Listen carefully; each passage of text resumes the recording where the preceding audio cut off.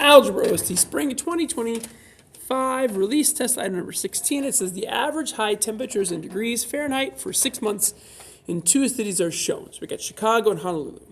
Molly wants to live in a city that has the least variation in temperature over the 6 months. So least variation.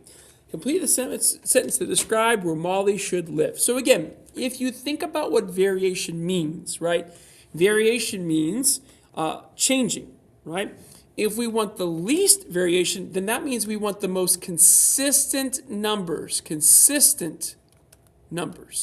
which numbers do not change very much. So if you look at these two sets of data, you go from 33 to 77 in Chicago versus in Honolulu, you go from 79 to 85. That is way less. This right here is less variable. So just by looking at the graph, I have an idea. So let's see what their words say and if they're trying to confuse us or not.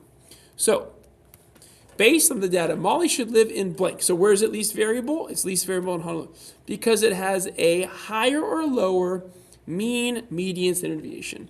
So again, this is just something you have to kind of memorize. So again, less variable means lower, right?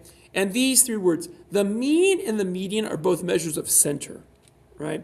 The standard deviation is what we call a measure of spread, how spread the data is. And again, that means that for the less variability, it's going to have a lower standard deviation because it's less spread out. So less or lower standard deviation.